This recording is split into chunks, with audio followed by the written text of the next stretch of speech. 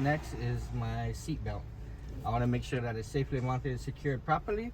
There's no cuts, tears, or frays in my belt, and that it latches and unlatches properly. Okay. The next thing I'm doing is I'm looking for my mirrors. I'm looking that they're safely mounted, secured properly, not damaged, no cracks, it's clean, and that is adjusted to me in the driver's seat. The next thing I'm looking at is my windshield. I see that it's safely mounted, secured properly, no cracks, it's clean, and there's no stickers that will obstruct my view. Okay. The next thing I'm looking at now is my windshield wiper blades and my wiper arms. I can see that they're safely mounted, secured properly. There's no cuts or tears in the rubber. It's not missing any hardware, and that the windshield washer fluid does work. Okay. Okay, the next thing I'm gonna do is I'm gonna come on down to my heater and defroster. So I'll put it on to variable speeds. So my heater works. Shift it over to a defroster. And then my defroster works. So running that test right there just shows me that my heater and defroster works on all fan speeds and that it's in proper working order. Okay. The next thing I'm doing is I'm going to be checking my city horn. By doing that, it lets me know that my city horn is working properly. The next thing I want to do is I'm going to engage my parking brake, and I'm going to start a safe start.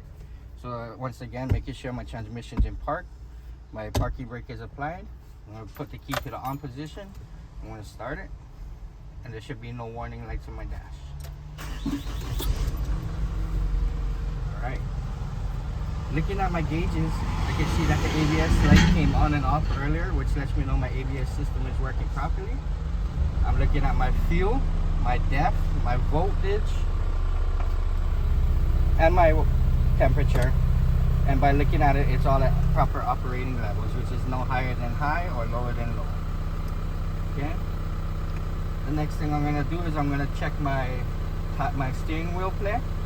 What I'm going to do is I'm going to make sure there's no more than 10 degrees or 2 inches of play in the steering wheel to the tire. By doing that, I'm going to open my driver door. I'm going to move my steering wheel slightly. By moving my steering wheel and checking my driver tire, that lets me know that my tire and my steering wheel are both in sync. The next thing I'm going to do is check my lighting indicators.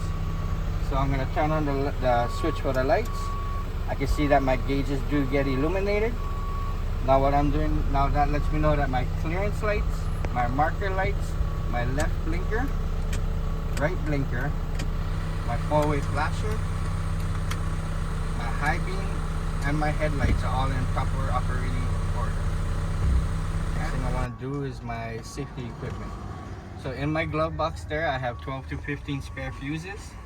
Behind the passenger seat, I have 3 reflective triangles, which is safely mounted, secured properly, not damaged. And behind my driver's seat, I have my fire extinguisher, which is safely mounted, secured properly, not damaged. It's not leaking, and it's fully charged. Good. Okay. That concludes my in-cab inspection. Could I please have you step outside to help me check my lights?